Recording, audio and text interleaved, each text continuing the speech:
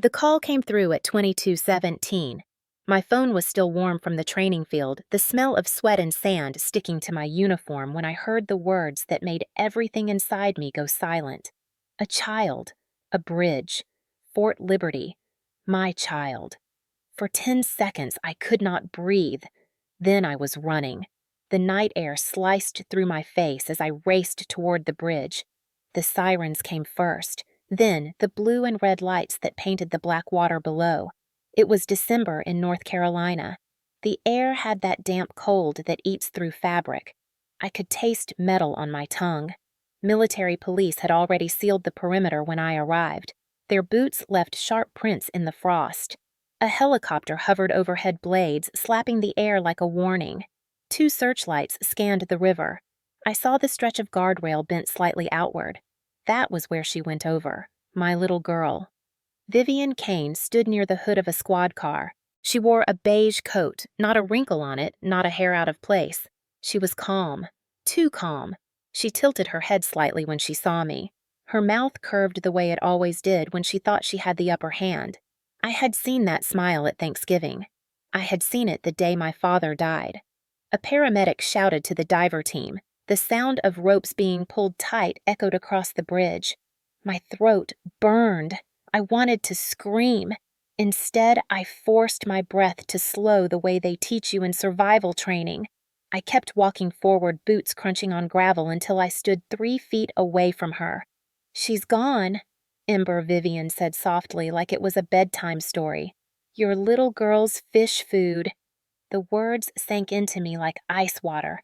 For a second, everything blurred.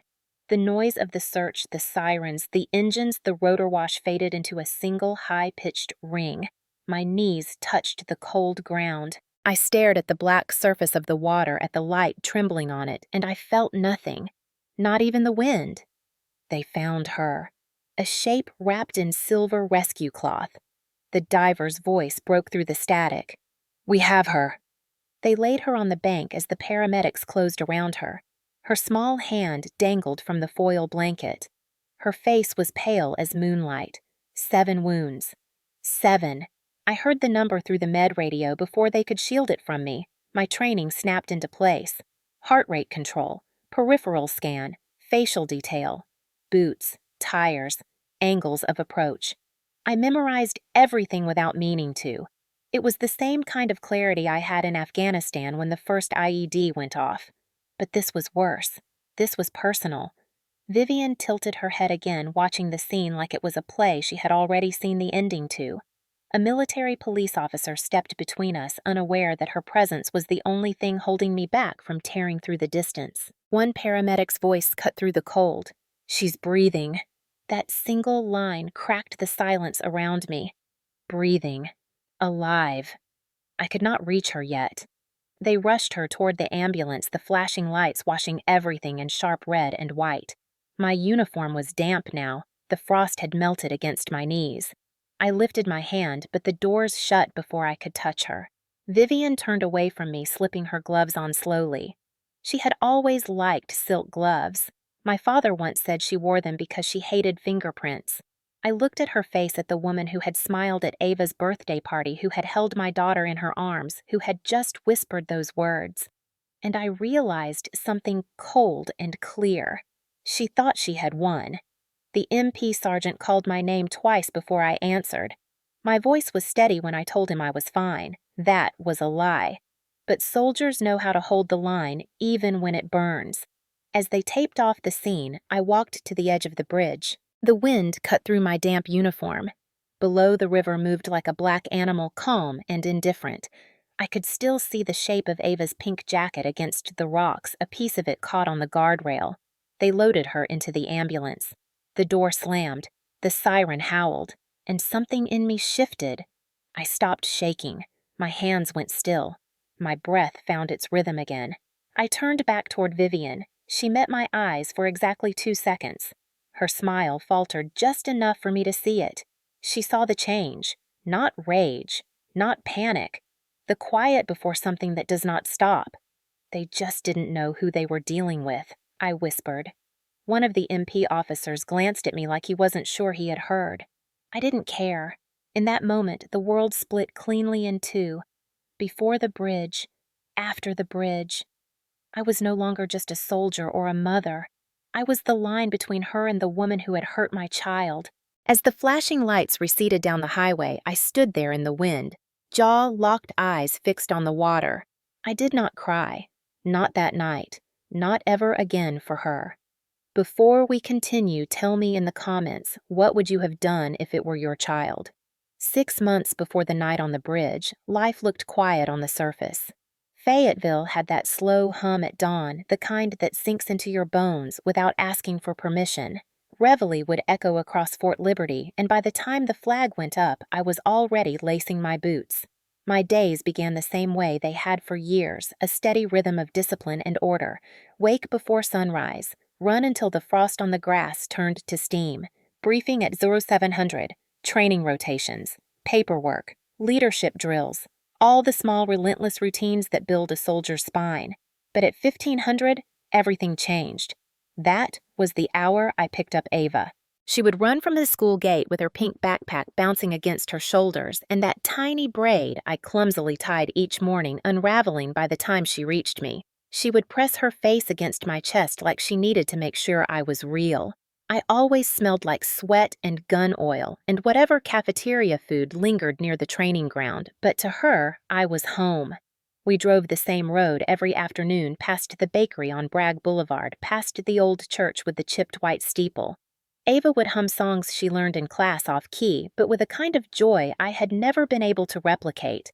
At night, after she brushed her teeth and tucked her toy bear against her chest, I read to her. Some nights it was fairy tales. Some nights it was stories about her father. She would ask the same question every time. Did Daddy love the stars? And I would answer the same way. More than anything. The truth was I had loved them with him too. Iraq had taken him. All that was left was her. My entire world fit in the curve of that child's hand. Vivian Kane entered our lives not long after my father's funeral. She moved through the house like she belonged, touching family portraits like they were hers, setting down her expensive handbags on my father's old leather armchair. She was polite, perfectly polite. She called Ava sweetheart. She asked about my training schedule. She baked pies she never ate. She made a point of visiting every Sunday afternoon, always leaving just before sunset. I wanted to believe she was trying. I told myself she was lonely too. My father had married her 3 years before he passed, and though she had always lived in Raleigh, she inherited the family house there when he died. It was a colonial with wide porches and oak floors, the kind of house that carried the weight of history in every creak of the staircase. She controlled it now. She controlled the trust attached to it too. My father had believed she would take care of us. I didn't argue. I was a soldier, not a lawyer. And she smiled the way women smile when they know they've already won.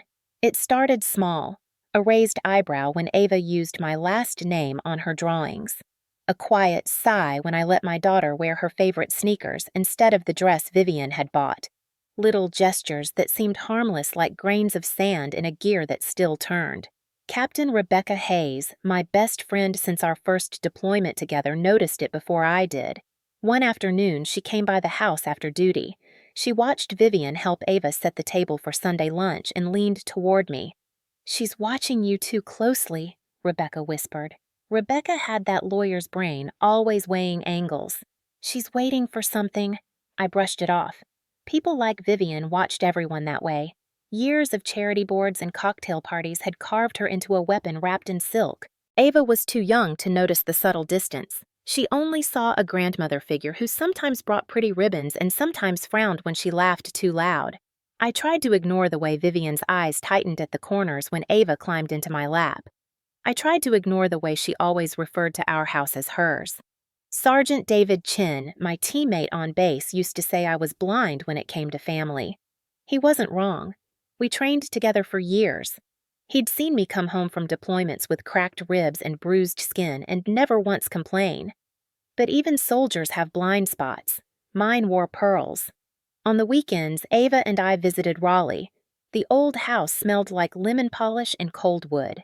Vivian always greeted us with tea. She never drank. She moved through the halls like a queen. She asked Ava to sit straight to speak softly to say thank you twice. At first, it felt like tradition. Later, it felt like she was teaching my child to belong to her world, not mine. Still, I told myself not to start a war over manners. I had spent enough time in real wars, and there were moments of real peace. Quiet mornings when I watched Ava chase the neighbor's dog through the yard. Afternoons when Rebecca would drop by and scold me for burning dinner again. Nights when Ava would curl against me and whisper goodnight in that sleepy, slurred voice. Those moments made me believe the world was holding. I had learned to live with loss, to carry it like a weight you no longer notice. But sometimes when I caught Vivian looking at us, I felt a pressure I couldn't name. She never said anything cruel in those early months. She didn't need to. She was patient. People like her always are.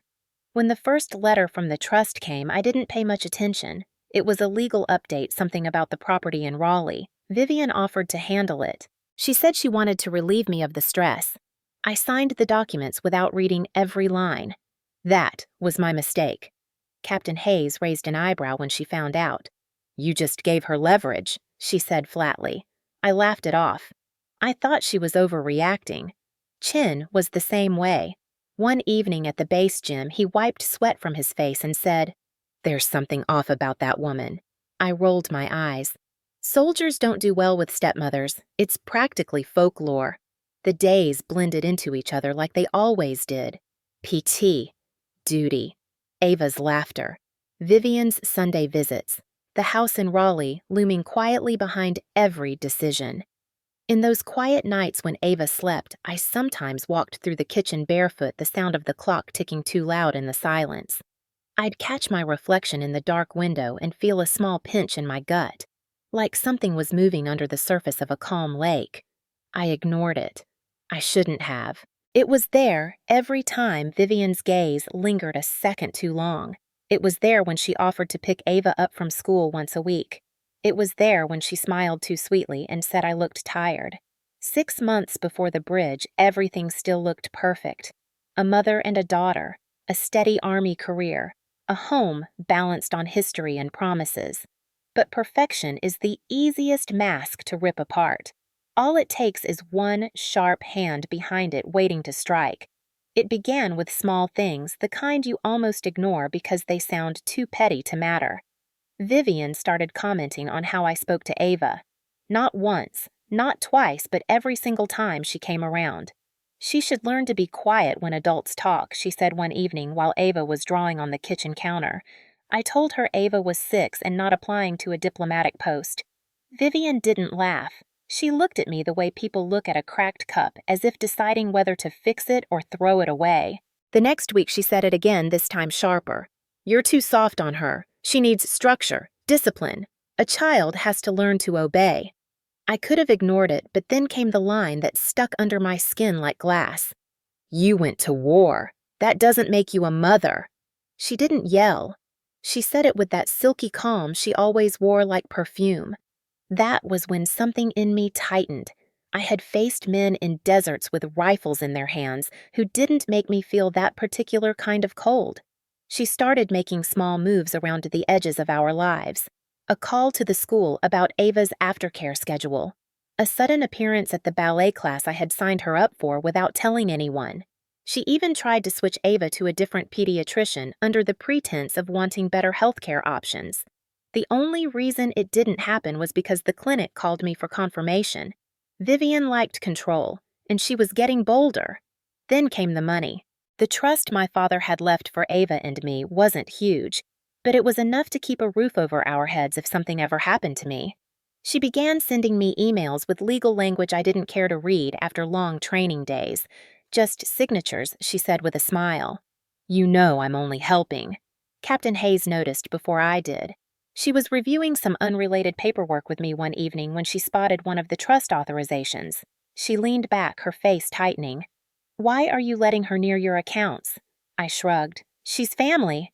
Hayes stared at me like she'd heard me say something profoundly stupid. "She's holding a knife, Ember. You just can't see it yet." I didn't want to believe her, but I filed her words away. The first real crack came on a Friday morning. I had to be on base early for a leadership rotation. Vivian offered to take Ava to school. She smiled like she was doing me a favor. At noon, when I picked Ava up, she had a thin bandage wrapped around her right forearm. The nurse at the school office said she'd been treated after a minor fall at Grandma's house. I asked Ava what happened. Her little face went blank in a way that made something in my chest twist. "Grandma said I shouldn't talk about it," she whispered. The explanation Vivian gave me later was smooth as silk. She slipped in the kitchen. "I didn't want to worry you at work. You soldiers get so intense about everything." I watched her mouth move. I watched the way her hands rested perfectly still on her lap. People who lie often fidget. She didn't. That made it worse. I didn't push, but the silence between us grew sharper. That night, Ava had a nightmare. I woke up to her screaming. She clutched her toy bear so tightly the seams stretched. Between sobs, she kept repeating one thing. "Grandma said if I talk, she'll make me quiet." She was shaking like she'd seen something I couldn't fix with words. I held her against my chest until she fell asleep again, my uniform shirt damp from her tears. After that night, something inside me stopped brushing things aside. I started paying attention. I bought a small recorder. I kept it in my pocket every time Vivian came near us. It wasn't paranoia. It was training. You learn early in the field that danger rarely kicks the door down at first. It usually knocks politely. The first recording came from a quiet Sunday lunch. Ava had gone to the living room to play with her blocks. Vivian was sipping her tea, wearing her pearls. "You let her run wild," she said. "Ava will never learn to be proper like this. A soldier shouldn't raise a little girl." I said nothing. The recorder caught her words perfectly. She didn't know I was holding a weapon she couldn't see. Hayes was the first person I played it for. She didn't even finish listening. She just nodded slowly. "That's not someone trying to help you, Ember. That's someone laying groundwork." Chen noticed it too. We were running drills one morning when I told him about the incident with Ava's arm. He spat onto the dirt, shook his head, and muttered, "That woman's a snake." His bluntness used to annoy me. Now, it anchored me. Vivian's control of the trust fund deepened over the next weeks. She stopped asking for signatures and started sending documents with deadlines. Her visits increased. She began picking Ava up from school more often, always with some excuse about wanting to help. Each time, Ava came home quieter. One evening after Vivian left, Ava asked me why Grandma said soldiers can't love. I felt something old and dangerous stir in my stomach. I told her Grandma was wrong, but the question lodged itself in me like a splinter. I couldn't shake it. I began noticing her presence everywhere. Her perfume lingering in the hallway even when she wasn't there. Her name popping up in conversations with school staff, with neighbors, with the clinic. She was embedding herself in my life like ivy climbing a wall, wrapping slowly until the wood beneath starts to rot. The fracture line was clear to me one night when I came home late from base. The porch light was on. Vivian was standing at the top of the stairs. Ava was asleep inside. Vivian didn't smile.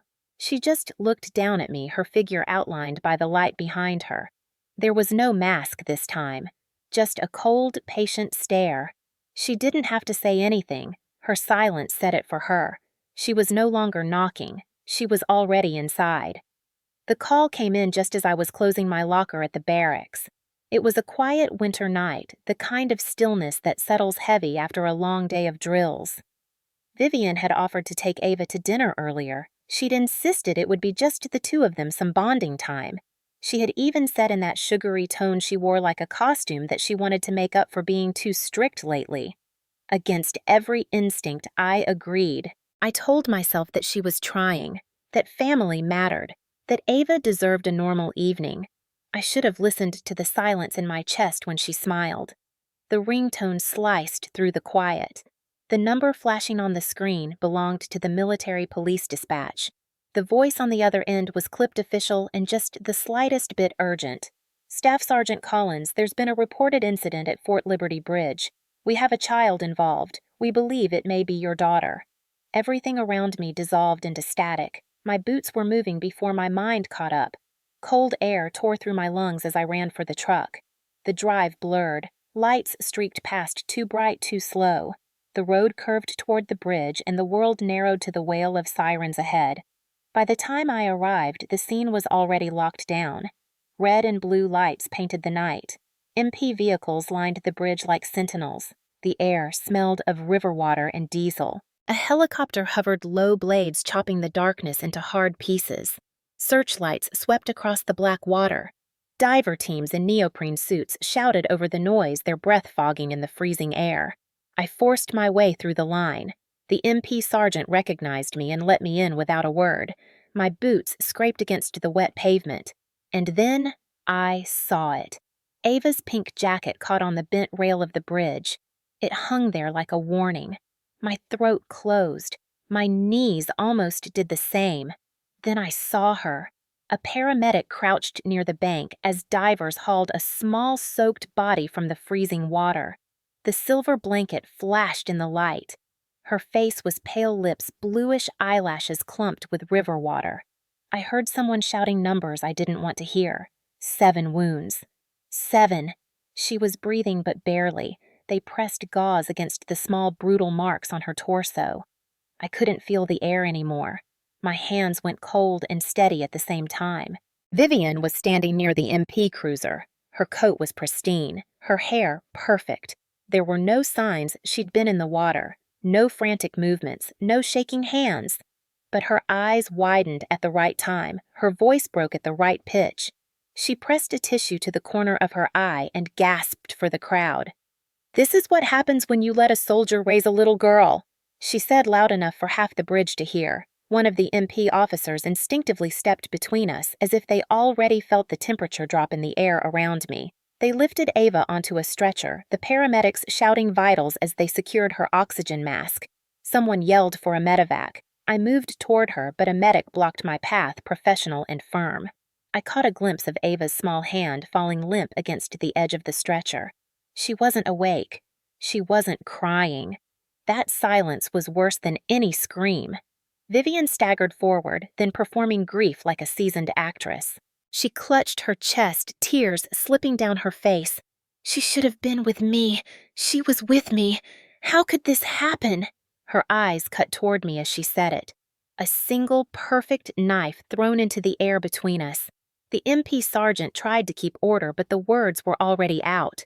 2 officers exchanged glances. I saw it happen, the subtle shift in how they looked at me. Like the idea had been planted in their heads, like she had planned it. My jaw locked so tight I felt the bones creak. The helicopter descended, rotors blasting cold wind across the bridge. The paramedics moved Ava inside, shouting into radios, their boots thudding on metal. I caught sight of the monitor flashing weak, uneven numbers. The pilot gave a signal, and just like that she was gone, lifted into the night sky, a small broken thing swallowed by red and white light. I stood at the guardrail, the bent metal digging into my palm. My breath came out like steam, harsh and jagged. This wasn't confusion anymore. This was clarity, sharp as glass. Vivian approached me slowly, still clutching her tissue mascara, streaking artfully down her cheeks. "She's going to die because of you," she whispered. "Bad mother, bad soldier, bad everything." It wasn't rage that filled me. Rage burns too hot and fast. This was colder, heavier. It sank down deep and anchored itself there. My face gave nothing away. I met her eyes, and for the first time I saw it clearly. She didn't fear the bridge. She didn't fear the blood. She feared nothing at all, because she believed she had already won. The MP sergeant called out my name again, softer this time. He told me I needed to follow protocol. Questions, statements, procedures. All I could hear was the river slapping against the pillars below. All I could see was Ava's jacket still tangled in the rail. At Womack Army Medical Center, the air smelled like antiseptic and exhaustion. The trauma team moved around Ava in silence so intense it hurt to breathe. Dr. Morales took me aside. His hands were steady, but his eyes gave away what his mouth didn't want to say yet. If she'd been found 5 minutes later, he said quietly, she wouldn't be here. 5 minutes. That was the width between life and death. That was the gap Vivian had tried to carve between me and my child. I walked out of the trauma bay and into the hallway. The coldness inside me had spread. It wasn't panic anymore. It wasn't fear. It was a decision being built piece by piece.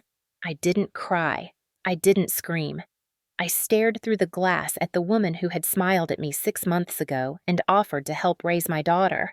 I stared at the same woman now sitting outside the waiting area, whispering to an officer, tears running down her face like well-rehearsed lines. She thought I would break. She thought the river would take everything from me.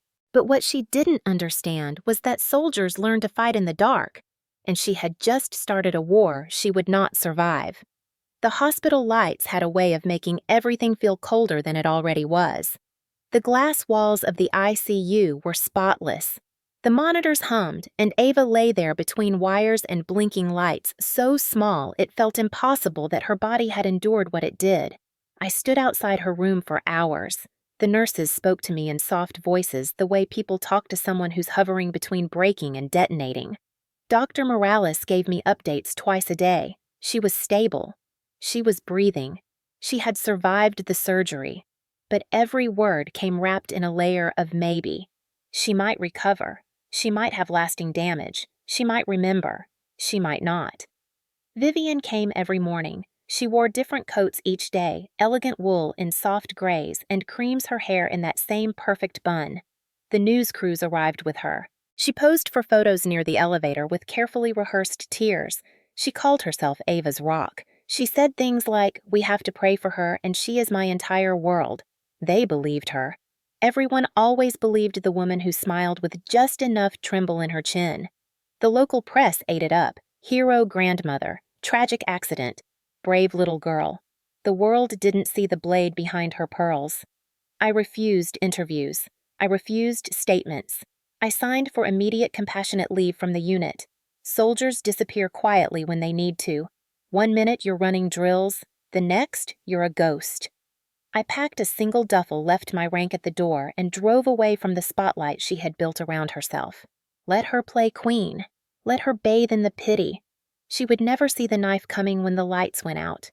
There was a small house on the outskirts of Fayetteville, an old place that smelled like pine and dust, left to me by my grandfather. No one used it. No one knew I still had the key. It was far enough from the main roads that the crickets drowned out the sound of cars at night. I moved in before the end of that week. No internet, no curious neighbors, just 4 walls, a heater that wheezed like an old man, and enough space to build what I needed. I set up my routines the way I had during deployments. Quiet mornings, observation drills, data collection. Every soldier learns early that the loudest attack is rarely the deadliest one. Real power sits in silence and watches until the enemy gives themselves away. Vivian was sloppy because she believed she'd already won. She visited the hospital at the same times every day. She left in the same car. She wore the same smile. I followed from a distance. She never saw me. She didn't know how to look for ghosts. Captain Rebecca Hayes met me at the safe house 2 nights later. She was still in her JAG uniform when she walked in. She didn't ask how I was doing because she already knew the answer. She spread out folders on the kitchen table, the cheap bulb above us buzzing like a fly. "She's everywhere," Rebecca said. "TV, local papers, donation drives. She's building a narrative." I stared at the papers. My daughter was on the front page of the Fayetteville Post. Vivian was holding a candle at some vigil she had organized herself. A grieving grandmother, Rebecca muttered. "You need to think strategically now, Ember. This isn't a firefight. It's a siege, and she's good at it." I leaned back, the chair creaking under my weight. Siege was something I understood. Rebecca tapped one folder. "We start here. Financials. She's moving money. Small transfers. She has access to the trust. My guess is she's already burying it somewhere offshore. We'll need evidence." I already had a way. You don't spend years in the Army without picking up skills people underestimate. The next morning, while Vivian gave another tearful statement to a camera crew outside Womack, I approached her car. She never saw me. A small GPS tracker fit under the rear bumper like it belonged there. A week later, I placed another under the dash. Both were linked to a secure device I kept in the glove compartment of my truck. That night, I watched her route on a screen no bigger than my palm. Hospital, attorney's office, a house in Raleigh, a bank. Same pattern every single day. Routine is predictable. Predictable is weak. I started recording every press clip she appeared in, her timing, her words, how she twisted the story just enough to make herself the center of gravity. She told the reporters I had always been unstable, that the army had hardened me, made me unfit to raise a little girl. She didn't have to say I was guilty. She only had to plant seeds, the same way she planted them with the MP officers on the bridge. Chin came by once after hearing about my leave. He stood in the doorway of the safe house, hands in the pockets of his jacket. He didn't ask questions. Soldiers don't need to. He just said, "You're not losing this war," and left a burner phone on the table. I started digging into the financials Rebecca had flagged. Vivian had set up a pattern. She was moving small amounts from the trust account every 3 days, always under thresholds that would trigger immediate alerts. It was patient work, careful work, but not careful enough. She didn't know she was being tracked. She didn't know every time she drove to the bank in Raleigh, I was waiting 2 blocks away with a camera lens long enough to read the print on the doors she entered. Rebecca handled the legal groundwork. She built a shadow file separate from anything official. If Vivian caught wind of it too early, she'd bury her trail. We had to let her keep believing I was drowning. And she did. She thought the hospital room had broken me. She thought the cameras and the sympathy were enough to bury me. One night, I sat outside Ava's ICU room long after visiting hours ended. The security guards didn't bother me. Soldiers in uniform have a way of blending into hospital walls. The monitors beeped in slow, steady intervals. Her little chest rose and fell beneath the blanket. I pressed my palm to the glass. She looked so small, but she was still here. And as long as she was here, I had a mission. I started mapping every piece of Vivian's movement. By the end of the second week, I had a wall in the safe house covered in printouts, receipts, photographs, route maps, and legal notes. Every step she took, every lie she told, every account she touched. All of it converged on one point: control. She wanted my daughter. She wanted the trust, and she wanted me gone. She had built a kingdom of false pity. I was building the storm that would drown it. Rebecca sat at the table one night, coffee cooling between us. "If we do this," she said, "you can't come back from it." Her voice was calm, the way it gets before a briefing turns into an operation.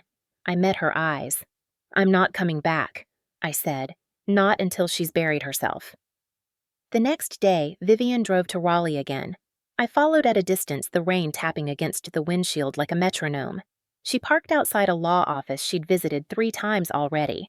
I waited 2 hours. She left with a slim folder under her arm. She never saw the camera. At night, when the world was quiet, I replayed everything. Her press interviews, her carefully placed sobs, her little speeches about family and sacrifice. I cataloged every word, not for sentiment, for evidence. Ghost protocol isn't about vanishing entirely. It's about becoming something the enemy can't see coming, something that moves in the blind spots. I was no longer Ember Collins, the staff sergeant, or Ember Collins, the mother, standing outside a hospital room. I was something she didn't understand, a soldier with nothing left to lose. When the first flagged transaction hit Rebecca's desk, her smile was small but sharp. "We've got her," she said. It wasn't enough yet, but it was the first stone in the wall I was building around her throat. I drove back to the hospital that night. Ava was sleeping the machines, humming their endless rhythm. I placed my hand against the glass again the same way I had the first night. My reflection stared back at me hard and cold. I whispered the words to myself like a promise. "I'm coming for her." Quietly. Vivian thought she was the only one writing the story. She had no idea a ghost had already entered her house. I set the trap the way a surgeon prepares an incision, precise, quiet, and with a clear plan for every movement. The gala was the perfect stage. Vivian wanted the spotlight, and she wanted the money. She had already organized a charity dinner under the banner of supporting recovery for Ava and children like her. The invitations read like a who is who of Fayetteville society. Local donors base community leaders a few television cameras. She had posted photos of practice centerpieces of candles of a horse-drawn carriage. She had built a narrative that would have made the cameras weep for her. I let her. Rebecca and I agreed the event was the most vulnerable place she could be. A woman who basks in applause forgets that applause can be turned into evidence. First, we hardened the legal frame. Rebecca used her JAG connections to open a parallel investigation path that would keep everything above board. We could not afford leaks or vigilante errors. Rebecca filed motions, requested access to records, and drafted potential subpoenas while publicly maintaining the stance of a grieving friend. That dual role was a knife in our favor. Chin handled the practical side on the ground, and he did it the way soldiers do, with discipline and respect for the rules.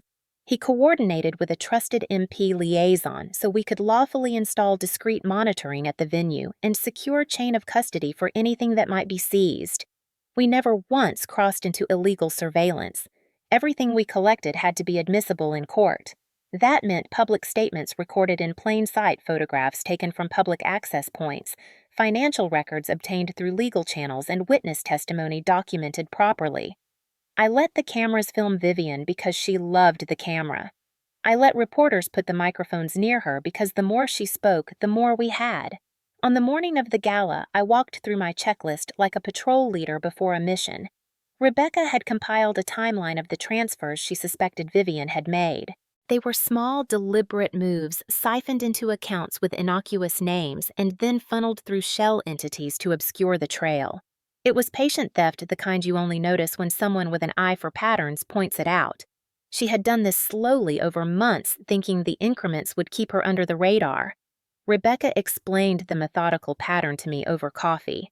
She never used the word hatred. She used words like predation and exploitation. I liked her precision. Chin left me a burner phone with a number only he and Rebecca knew. He checked on the safe house at dawn and dusk. He had also lined up 2 civilians who owed him favors from base work details, people who could install cameras in public sightlines without making a spectacle of it. Those cameras faced walkways, not private rooms. They would capture the moment Vivian slipped, the moment she said something to the wrong person, the moment she signed a document she did not expect to be questioned about. I spent afternoons in the cheap rental car watching the patterns of her life. Hospital visits, coffee with the Rotary Club, lawyer appointments in Raleigh. Each predictable step was a thread I could follow back to the spool. She moved money after certain events, small sums that when aggregated would become a damning picture. If money is speech in our world, then we would listen closely to what hers was saying. I also kept the recorder in my jacket pocket when I had to be near her in public. It felt less like paranoia and more like training. You learn to record subject statements in the field when your life depends on it. I had to translate those instincts into evidence admissible in a courtroom, and Rebecca taught me how to do it without tainting the chain of custody. Chin called 3 weeks into our collection and reported a pattern they had not expected. One of the shell entities Vivian used had links to a small financial advisor firm in Raleigh that handled estate planning for wealthier families. The advisor had processed a wire the day after Vivian hosted a private dinner with a woman who ran a local charity. That dinner had included talk about future donations and legacy planning. The timing matched the pattern. Rebecca filed a request for transactional records through proper legal channels. It would take time, but it would be righteous and solid. Time favored us because it lulled Vivian. She grew cocky. Her press appearances became more frequent. Her smile became wider. She posted a photo of Ava in a recovery blanket on the news site with a caption about resilience and family. She was making a spectacle out of the thing she had tried to weaponize. That was the angle Rebecca wanted. We began to recruit witnesses in plain sight. The financial advisor mentioned above had a niece who worked at a local bakery. She had been sympathetic to Ava's recovery and had overheard a conversation at the private dinner about moving assets. Rebecca arranged to speak to her over tea, and the woman provided a cursory account that confirmed the advisor had indeed discussed asset transfers that night. It was circumstantial until we matched it to bank records. We also found a civil clerk who remembered Vivian stopping by the courthouse with a thin folder and paying for copies. Records showed no formal filings at that time, but the visit was logged in the guest register. Small things, small openings. I collected them all. In public, I wore my uniform to the hospital and to meetings with Rebecca. The uniform allowed access, and it kept people from looking too closely at me. They assumed the soldier was wounded and weeping and needed time. That presumption worked in our favor. I began to set traps meant to expose both character and intent. At the gala, Vivian planned to speak about a new scholarship in Ava's name and to begin a fundraising campaign. I informed Rebecca we would need to capture verbal statements that tied her directly to the trust and to any accounts. Rebecca coordinated with a local magistrate to have a court reporter at the event under the pretext of covering community reaction to charity work. The reporter had no idea she was sitting on evidence. She simply transcribed what Vivian said publicly. The night before the gala, Chen arranged the placement of visible cameras that could not be accused of being covert. They filmed the entrance, the podium, the reception tables. Volunteers were briefed to monitor for particular documents and to record any suspicious exchange. They did so in plain sight, so Vivian would not have cause to claim she was being secretly watched. She loved to orchestrate generosity. That night, she arranged for a silent auction with items donated by local businesses. Part of the auction involved a private meeting with a supposed investor who might be interested in expanding the charity statewide. That investor was coincidentally a man Rebecca had worked with during a legal seminar. He was under instruction to engage Vivian in conversation about the logistics of moving funds. He asked casual questions. She answered with the care of someone who was practiced at making lies sound like plans. She laughed at the right places and mentioned trust accounts and legacy vehicles. Every time she used a legal term in public, Rebecca later cross-referenced it with the paperwork we had obtained. Meanwhile, I kept pressure on other fronts. I approached a financial lawyer who specialized in trusts and estates and asked for a consultation under the guise of protecting my daughter's inheritance from predatory relatives. The lawyer asked for documents and then, with a professional eye, highlighted inconsistencies in the trust paperwork that hinted at forgeries or at least at unauthorized amendments. That was the crack in the armor we needed. We filed an emergency petition to freeze questionable transfers pending investigation. Rebecca pushed the motion through the military legal channels and slipped it to the civil courts as well. That legal pressure did not show itself immediately, but it did two things. Vivian noticed when a bank held a wire and she began to flail slightly, making mistakes in her public statements. Second, our freeze prevented some of the transfers from being completed when she tried to move larger sums after the gala. The real turning point came when we played back a recording that would later be used in court. It was a piece of evidence that crystallized motive. Vivian had been talking privately at one of her charity planning meetings, and she had said in a voice trimmed of affection, she had said she is a soldier, not a mother. One day she will be gone too. The recording was not sensational. It was deliberate and without ambiguity. When Rebecca listened to it, her jaw tightened. "We have motive," she said. Motive was the key. Without motive, the wounds were random. With motive, the pattern of small transfers, the control of the trust, the insistence on custody and influence all snapped into a single image. I sat with that loop playing in my head for hours. It was the sound of premeditation. It was the sound of a woman who measured the cost of each act. I could have confronted Vivian that night. I could have stormed into her house and splintered her effect into pieces with anger. But that was never the plan.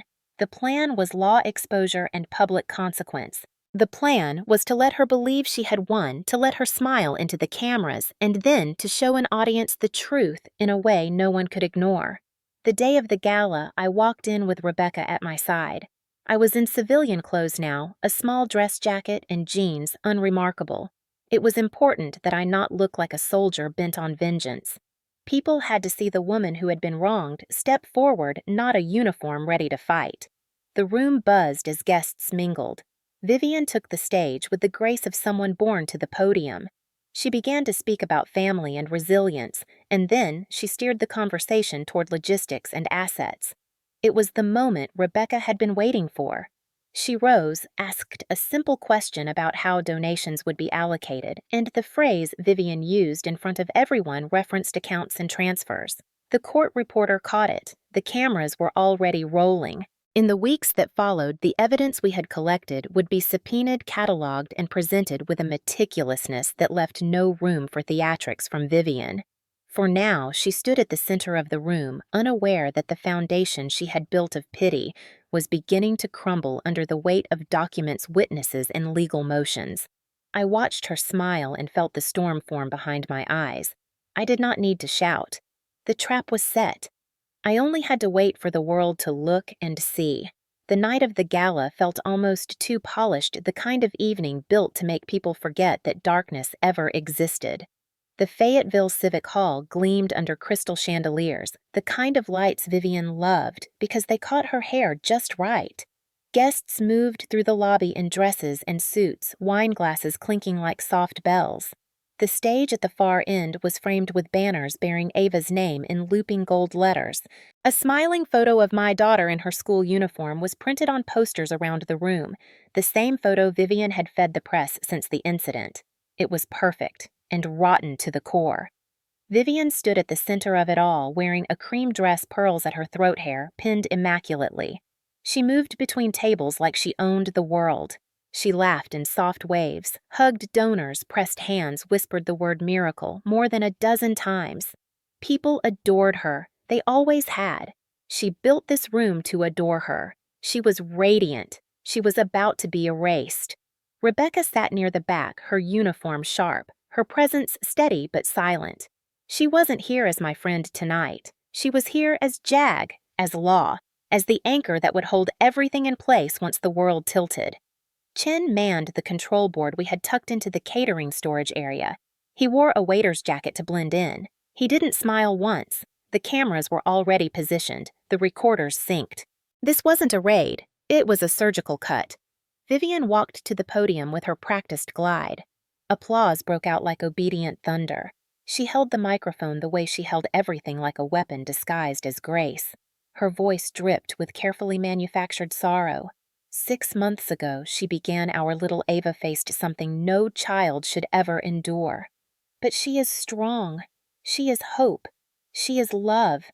And tonight, together, we honor her strength and the strength of all children like her. She paused exactly as she had in rehearsals because she always rehearsed. She talked about pain, faith, community, the power of love. Not once did she say my name. Not once did she acknowledge the woman who had bled beside her granddaughter on that riverbank. She painted herself as the pillar holding a crumbling family together. Every lie coated in sugar. Every phrase engineered to pull applause. And it worked. They clapped. They nodded. They believed. Then she said the line that made my teeth grind. I have done everything to protect my granddaughter from a world that can be so cruel. She placed a hand over her heart and let her voice tremble. I made her a promise on that night by the bridge. I told her she would never be alone. There it was. She turned the bridge into her story, my daughter's blood into her redemption arc. I stood just outside the main entrance, hands curled against the seams of my dress uniform. I had polished every button until it reflected the chandeliers. The uniform wasn't about intimidation. It was about truth. When I walked in, it would not be as a woman crawling from grief. It would be as a soldier who had come to reclaim what was hers. The music softened as the doors opened behind her speech. Heads turned. One by one, conversations halted, forks paused, eyes shifted. The sound of my boots against the floor echoed through the room. Vivian froze just long enough for me to see it in her eyes before she masked it. She knew. She didn't know how, but she knew. I walked straight down the aisle, the medals on my chest catching the light. I didn't hurry. Soldiers never rush into decisive moments. We arrive like inevitability. Rebecca stood as I approached. Chin gave the signal from the corner. Cameras hidden in plain sight started rolling in full view of the public. I stopped 5 feet from the podium. The room had gone utterly silent. Even the servers had stopped moving. Vivian's knuckles whitened around the microphone. Ember, she said sweetly, the way she used to say my name when she wanted to sound maternal. I didn't give her the space to finish. I didn't need to speak at all. Chin tapped the control board. The lights dimmed slightly. A screen behind the podium came to life. At first, it was audio only. A single sentence filled the room, sharp and cold. Her voice. She's a soldier, not a mother. One day, she'll be gone too. Gasps rippled through the room like an electric current. Vivian's face drained of its painted warmth. She took one step back. Her lips parted, but no sound came out. Then came the second file. It was grainier, caught from a conversation she'd thought private, but her voice was unmistakable. She laughed. She talked about the bridge. She talked about Ava. She talked about how easy it was to make people believe she was the victim. It wasn't a confession shouted in rage. It was worse. It was calm, controlled, smug. "She trusts me," her recorded voice said. "She always has. And when she's gone, everything will finally be mine." No one clapped. No one moved. For a moment, it felt like the oxygen had been sucked out of the room. Vivian reached for the mic with shaking fingers. "This is out of context," she stammered. This is manipulated." But she knew. She knew what was coming.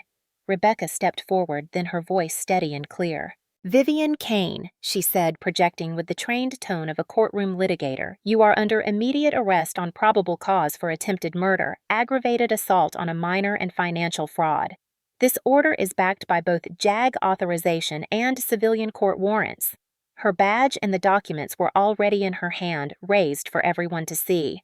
Chin and the MP liaison moved in unison, stepping out of their corners with the clean precision of people who had rehearsed this moment. Vivian tried to step down from the podium. Her heel snagged on the carpet. The mic screeched. Someone in the back whispered a curse. Reporters who had been invited to cover her saintly performance now had their cameras aimed straight at her face. The red lights blinked like unblinking eyes. Her hands flailed once trying to keep her balance, but Rebecca's voice cut through. "Don't move." Two MP officers approached. She tried to play innocent, raising her hands like she was the victim. "This is a mistake," she pleaded, turning to the crowd. "You all know me. You've seen me with Ava. I've given everything for that child." But the room was not with her anymore. They had heard her voice. The mask had cracked. The applause had died. I didn't say a word. I didn't need to. I stood at the edge of the stage as they took the microphone from her shaking hand, as the MPs turned her around, as they cuffed her in front of every donor she'd courted, every camera she'd summoned. It was not rage that filled me in that moment. It was clarity. The same cold clarity I had felt on the bridge the night she tried to take everything from me. This was justice taking form. Vivian's voice pitched higher as they led her toward the door. "Ember, tell them. You know me. I raised you. I love her." I looked straight at her and said nothing. Silence was sharper than anything I could have said. Rebecca's team handed over the initial evidence package to the MP liaison on site, maintaining chain of custody. A reporter yelled a question about what had just happened, but it was drowned out by the sound of handcuffs clicking and Vivian's breath hitching as she realized this wasn't a bluff. The great benefactor, the grieving grandmother, the hero of the press, dragged out of her own kingdom in front of everyone. I felt the air shift as people in the room began to murmur not in support but in shame for having believed her so easily. I caught sight of the charity banner behind the podium, Ava's smiling face shining in gold. I walked past it, past the lights, past the broken queen still trying to twist words into lifelines. Rebecca joined me near the back door as the MPs pushed Vivian into a waiting car. Chin gave me a single nod. Operation clean. Operation done. As the doors closed and the sound of sirens filled the distance, I turned back to the silent crowd. They were still staring wide-eyed at the screen where her voice had played, at the woman they had adored being exposed for what she truly was. My voice didn't rise when I finally spoke. It didn't need to. "If this was your child," I said quietly into the microphone, "what would you do?" The words hung in the air like smoke. No one answered. They didn't have to. The look in their eyes was enough. 2 weeks after the gala, after the lights and the applause, and the sound of Vivian Kane's perfect mask shattering in front of an entire city, I received the official notice from her lawyer. She wanted to see me. The request came through the proper legal channels, carefully worded, wrapped in polite language about closure and family. Rebecca called me the second she saw it. "You don't have to do this," she said. "You've already won the first battle. She's scared. That's all this is." I told her I knew, and I still said yes. Not because I wanted to hear anything she had to say, but because I wanted to look her in the eyes with no sirens, no cameras, no soldiers in the room. Just her. And me. The detention facility wasn't far from the courthouse. I'd walked those halls 100 times before when testifying in cases tied to the base. I'd worn my uniform in some of those hearings. Today, I wore a plain black sweater and jeans, not to hide, but to strip the moment down to bone. This wasn't about rank. This was about a woman who tried to murder my daughter. The guard led me down a quiet corridor that smelled like bleach and despair. The sound of metal doors locking behind me was sharp, exact, and familiar. The room they placed us in had no cameras inside, only observation from behind the mirror. Vivian sat at a small metal table, her wrists cuffed in front of her, her hair tied back. She didn't look like the radiant woman who stood at that podium 2 weeks ago. Her pearl skin was gray under the fluorescent lights. The elegant polish was gone, but her eyes were still calculating. Even at the bottom of the pit, Vivian Kane was a strategist. She had spent her life using people like chess pieces. She thought she could use me too. When I stepped into the room, she straightened in her chair. Her lawyer sat at her right, thin and pale, clutching a folder he probably knew wouldn't save her. The door shut behind me with a final click. She was the first to speak. Ember. My name came out cracked but deliberate. I didn't sit. I leaned against the wall opposite her, crossing my arms, the silence stretching like a wire between us. She tried again, softer. I didn't think you'd come. I gave her nothing. The lawyer cleared his throat. Ms. Collins, my client wishes to make a statement before trial. She is deeply regretful. Shut up, Vivian hissed at him, her voice suddenly sharp. Then she turned those eyes on me again, the same eyes that had once watched my daughter blow out birthday candles, the same eyes that had stared down at me from a staircase with cold patience. She started to cry. Not the rehearsed tears she used for cameras. Real ones. They smeared her foundation into a pale blur.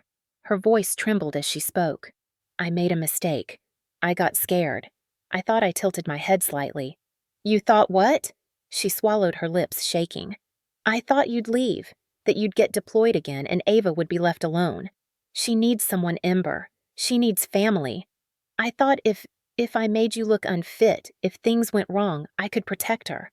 I love her. I love her more than anything. Protect her. She said it like it was noble, like it erased the blood on the bridge. I let the silence answer her. She tried to fill it. She's my granddaughter, Vivian said desperately. You don't understand what it's like to love someone that much and know you might lose them. I stepped closer to the table, slow and measured. I could smell the sour edge of fear under her perfume. No, I said quietly. I understand it exactly. She flinched. The lawyer shifted uncomfortably, sensing the ground sliding beneath his client. Vivian leaned forward, chains clinking against metal. Her tears fell faster, her breathing uneven. I didn't want to hurt her. It was supposed to scare you. You were never supposed to get there that fast. It went too far. My jaw clenched, but my voice stayed level. 7 stab wounds is not too far. It's a choice. Her face twisted. I panicked. I didn't mean to. Ember, please. She reached out with cuffed hands like the gesture alone could erase what she had done. I've been punished. Everyone hates me. My name is ruined. I have nothing left. Just her. Please don't take her away from me. She still thought this was a negotiation. She still thought there was something she could bargain for. That's how predators think they believe if they cry hard enough the world will bend again. But I wasn't bending. Not now. Not ever. You almost killed her, I said. My voice was calm, almost soft, but it hit her like a brick. You didn't trip. You didn't panic. You didn't lose control. You planned it. You used her trust. And you tried to make me look like the villain while you buried her. Vivian sobbed harder, shaking her head. I'm your family. No, I said, and the word cut through the room like glass. You're not. She froze then, her breath catching in her throat. She'd expected rage, screaming a crack she could slide into. Instead, I gave her nothing but truth. Her lawyer whispered something under his breath about leniency, about restorative statements, about public perception. She didn't hear him.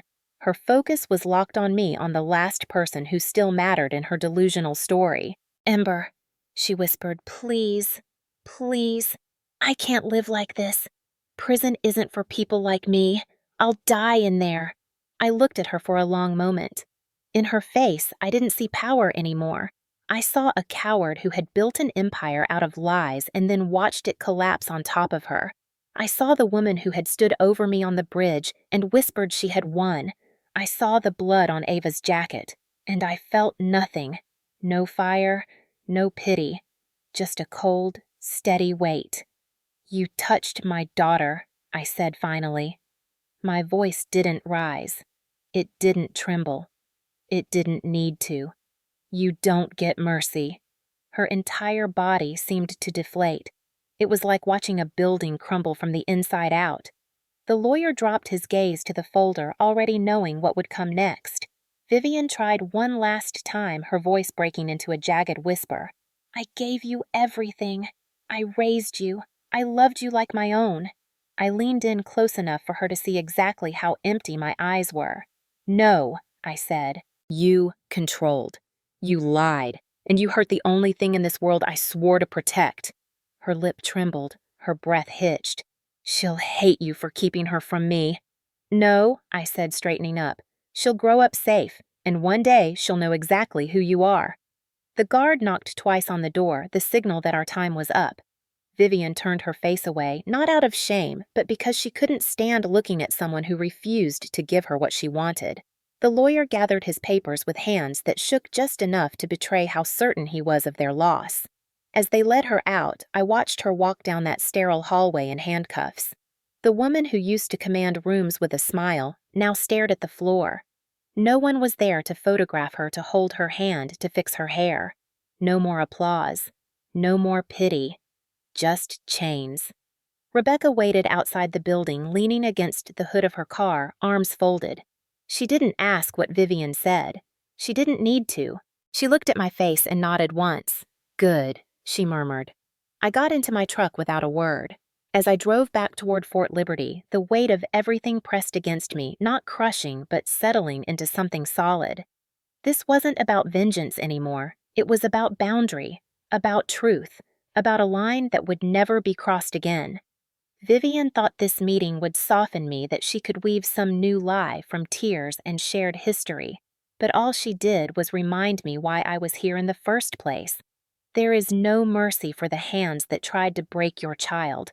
Only the quiet, unshakable promise that they will never touch her again. The trial began with the kind of stillness that only comes when an entire town is holding its breath. Fayetteville had followed every headline since the night of the bridge. They'd seen the photos of Ava in her hospital bed, the footage of Vivian Kane being handcuffed in her own charity gala, the endless speculation about how a grandmother could plan something so monstrous. The courthouse was a 3-story building with beige walls and a tired flag that never quite caught the wind. On the morning of jury selection, people stood outside holding cups of coffee like they were at a vigil. Reporters lined the steps. Veterans from the base stood silently at the back, caps in hand. This wasn't just my story anymore. It had become theirs too. Inside the courtroom smelled of polished wood and tension. I sat at the witness table in uniform, not because anyone asked me to, but because I wanted to look like what she tried to destroy and failed. Vivian sat at the defendant's table between 2 lawyers. She wore a gray suit, her hair pinned back, no pearls. She looked smaller than I remembered, but her eyes still flickered with that same quiet calculation. She wasn't crying now. She was planning. She always planned. The charges against her were read clearly and slowly: attempted murder, aggravated assault on a minor financial fraud, misappropriation of trust assets, and conspiracy to defraud a federal entity. Each word echoed off the walls. I saw the way jurors stiffened when they heard minor. That was the word that would bury her. The prosecution built their case like a siege, brick by brick. The paramedics testified first. One of them described pulling Ava from the freezing water, the blood on her small frame, the shock of seeing stab wounds on a child that young. He spoke quietly, professionally, but the weight of it landed in the room like a hammer. The diver team followed, detailing the position of the jacket caught on the railing, the angle that made it clear she hadn't fallen. She'd been thrown. Then came the recording. That single, calm sentence: "She's a soldier, not a mother. One day, she'll be gone too." It played in a courtroom so silent I could hear someone breathe 3 rows back. Vivian didn't even look up when her own voice filled the space. Rebecca took the stand next. She wasn't there as my friend now. She was there as JAG counsel and officer sworn to the law. She walked the jury through the financial paper trail showing how Vivian siphoned trust funds into shell accounts over months. She explained how the charity gala was built not for Ava's benefit, but as a laundering machine carefully designed to turn sympathy into cash. Each slide was precise, undeniable legal. Chin testified about the surveillance. Calm measured soldier through and through. He explained how everything had been collected lawfully, how every frame of footage and every recording had been logged, time-stamped, and preserved. Vivian's lawyers tried to rattle him during cross-examination, but they might as well have tried to shake a stone. Then it was my turn. I walked to the witness stand, raised my right hand, swore the oath, and sat down, facing 12 people whose eyes burned with a kind of quiet fury. I told them what happened the night of the bridge. I didn't dramatize. I didn't cry. I laid out the facts the way soldiers file reports. How Vivian picked up my daughter. How the call came from the MPs. How I saw Ava pulled from the water. How Vivian stood there in a clean coat with a practiced cry. I described Ava's hand hanging limp off the stretcher. I described the look on Vivian's face when she whispered that my daughter was fish food. A few jurors looked away then, not because they didn't believe me, but because they did. The defense tried to paint Vivian as a desperate woman making poor decisions in grief. They said she panicked. They said she loved Ava too much. They said I was a soldier too hardened to understand emotional fragility. They tried to paint me as distant, a fighter, someone who didn't know how to be a mother. But their words clanged against the evidence like dull knives. The wounds, the financial trail, the recordings, the cold planning. None of it matched panic. It matched intention. When the prosecution rested, the courtroom felt heavier than when it began. The verdict didn't take long. 2 days of deliberation. Less than an hour of waiting in the gallery after they sent word that the jury was ready. I sat between Rebecca and Chin, staring at the empty space ahead of me, hands locked together to keep them steady. Vivian stood when the jury returned, her posture still somehow regal, as if she believed she could charm her way out of the inevitable. The foreperson, a retired schoolteacher, read the verdict slowly. Guilty on all counts. Every word landed like a door slamming shut. Vivian didn't flinch until attempted murder. Then her breath caught just enough for me to see it. The judge, a seasoned man with tired eyes, addressed her with no embellishment. He called her crimes deliberate and cruel. He spoke about the betrayal of trust, the premeditation, the harm done to a child who trusted her. Then, he sentenced her to 35 years in state prison with no possibility of parole. The courtroom didn't erupt in applause. It exhaled, a long, quiet, righteous breath. Outside, the world reacted in waves. Fayetteville wasn't a big city. People knew faces. They knew stories. Vivian Kane's face had been on the front page as a hero. Now it was there as a criminal. The donations she had collected under Ava's name were seized, audited, and reallocated. The trust she had tried to drain was restored and placed under legal protection in Ava's name until she came of age. The house in Raleigh she had fought so hard to control was ordered sold, the proceeds secured for Ava's future. Reporters camped outside the courthouse for days. Some called it the bridge trial. Others called it the fall of the matriarch. For me, it was just over. She was where she belonged. Dr. Morales gave a statement to the press a week after sentencing. Ava had recovered beyond anyone's expectations. She had spent months in rehabilitation, learning to move her small arms again, learning to sleep without screaming. She bore scars, but she was alive. He called it miraculous. I called it proof that monsters don't get the last word. The Army reinstated me 2 weeks later. Rebecca handed me the paperwork herself. My leave had been extended without penalty. My record remained spotless. My actions throughout the investigation had been clean coordinated with law enforcement and strictly within legal boundaries. No vigilante violence, no reckless behavior, just a soldier who refused to be broken. The day I returned to Fort Liberty was gray and quiet. I walked through the gates in uniform, and for the first time in months, I felt my lungs expand fully. The base commander called me in for a closed-door meeting. He spoke plainly, not like a politician.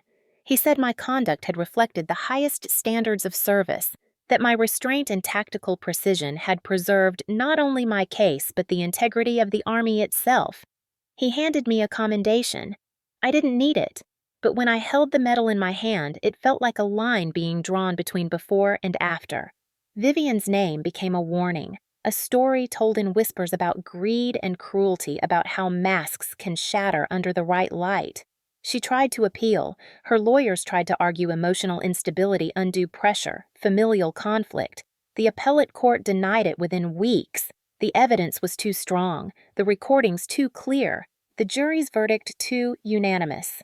For the rest of her life, she would wake up to the same four walls, the same cold meals, the same steel bed. No chandeliers, no applause, no audience. She had built her world on a lie, and I had torn it down with the truth. Meanwhile, Ava's trust grew under careful management. Rebecca became the legal overseer until Ava turned 18. Chin visited us every Sunday. He never brought gifts. He brought quiet. Soldiers are good at quiet. Ava learned to play again. Her laughter came back slowly like a light flickering through fog. Some nights she still woke up crying, but she was getting stronger. Every scar she carried was a reminder that she had lived. I didn't watch Vivian's sentencing on television. I had already been there. I didn't read the editorials calling me a hero. I didn't care about headlines. I cared about the sound of my daughter breathing in her sleep, about the small hand that wrapped around mine without fear. When the year came to a close, the base commander called me to a ceremony. My commendation was read publicly this time. I stood on the stage uniform, pressed sharp as the citation listed words like honor, resilience, discipline, tactical clarity. But all I heard was Ava's laugh in the back of my head. All I saw was the bridge, and the fact that we had crossed it and survived. Vivian Kane had spent decades controlling everyone around her. She believed she could twist any story control, any narrative shape, any outcome. But she underestimated a soldier's patience. She underestimated a mother's fury when it's channeled into precision. She underestimated me. The consequences weren't just a sentence in a courtroom. They were the permanent silence of her name at every table she used to dominate. They were the loss of every dollar she had stolen. They were the eyes of every person in Fayetteville who once believed her lies, now looking at her name on the inmate registry. And above all the consequences were this: Ava lived, and Vivian would never touch her again. A year passed before I realized I could breathe without waiting for the next hit. The seasons rolled through Fort Liberty like they always had, indifferent to the weight of human memory. The bridge where everything began still stood as it always had, two stretching over the water like a scar. That morning was bright, crisp, the kind of air that makes sound travel sharp and clean. I stood on the porch of a house that was finally ours, a modest white place with a small yard just a few miles from the base.